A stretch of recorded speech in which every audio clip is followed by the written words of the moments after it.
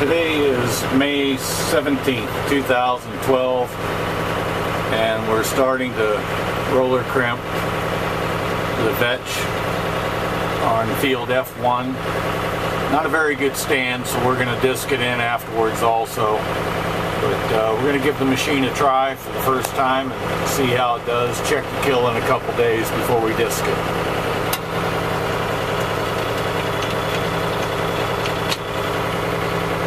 Here we go.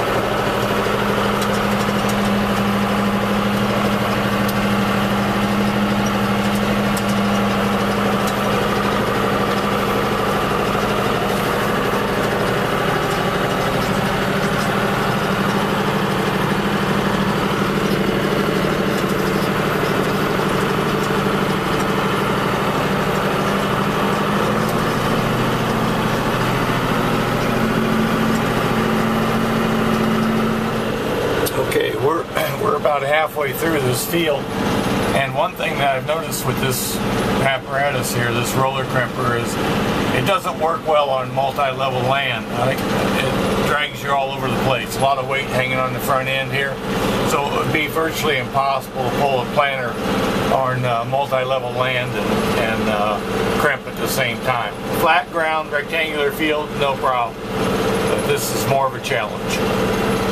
Well, we're just about done with this field, and again, this crimper works a lot better on the areas where it's a little more flat. I can't see pulling a planter behind this thing with a one pass on these upper fields.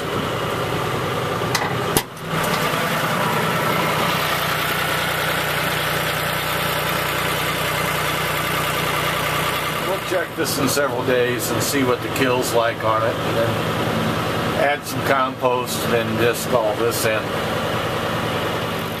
Okay, here we are, done crimping the Vetch, and we're going to check it in a few days and see what kind of kill that we got. These stems should be crimped every 6 or 7 inches. Yeah, there's a crimp right there.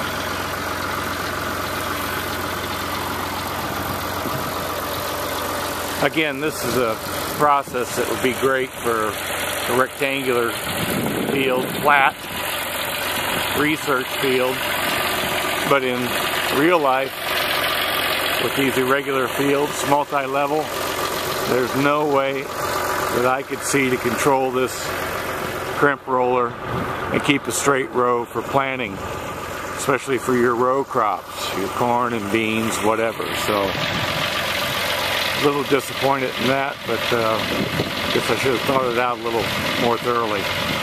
But it'll still work, and if we can get the vetch and our cover crops crimped like this, it'll still do the job. But there's no way we're going to do this in one pass, crimping and planting. Okay, this is the 3rd day since we've crimped the Vetch. It didn't all kill, so we're going to give it another shot today. You can see the portions that I've done, several passes already. This bright green out here wasn't 100% kill, so we're going to give it another shot, and then tomorrow move on into some other fields where it's a little more dense. Hopefully we'll have better luck. See the furthest portion of the field where it's not quite as green. We had a good kill on that. And this kill over here isn't too bad. That's just a little fescue growing up next to the tree line there, but all in all, that's probably a 75 to 80% kill. We'll give it another shot today here.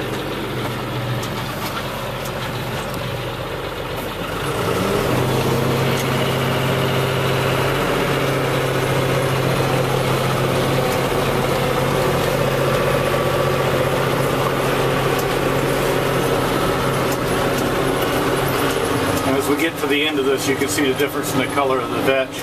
That portion next to the tree line was a little better kill. This is field F4, where the vetch is a little thicker. It seems to be crimping a little bit better.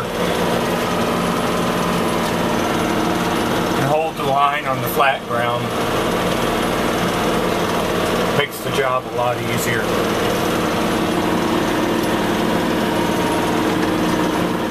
Okay, here we are, May 22nd. We just finished crimping the bottom two fields, F3 and F4. Crimped the vetch, and I'm a little concerned about it. I don't, that farthest field out there, we crimped that today. This I did yesterday, and I don't know, I guess we'll give it another day or two, but it doesn't look like it's dying out. I can see the crimp on it, but this irregular ground that we have with the contours seems to pose a little bit of a problem with the crimper. It wants to track its own way to the contour, and I may have to go like I did on the other field out there, perpendicular to the contour rather than with it. The flat areas did a little bit better. I don't know about the kill on the crimping, but it seemed to do a little better with as far as the tracking issue. So we'll take a look at some of this vetch here and see if we can find evidence of the crimp. Okay, here we've got some pieces that have been crimped. You can see the mark there. Here's another one. I don't know, we'll give it a day or two and see if it dies out. And before we end this video, I'll go up to the F1 field that we had to double crimp, and we'll see what the status of that is.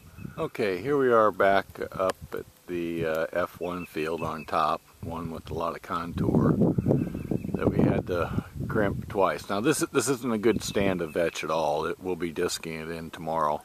But the fact is, it's been 5 days and there's still vetch living after being double crimped. And it has to be the contour of the land that's affecting this machine. It just doesn't work as well with multi-level ground. I've tried different speeds, different pressures. It just tracks the contours of the land like I mentioned earlier. So I'm a little concerned about that. I don't know what the answer. I've got an idea, but it would be a major modification on the equipment. But you can see my checkerboard here on the ground where I've crossed each way, and I've still got good growth of vetch in between. Very puzzling. So, well, back to the drawing board.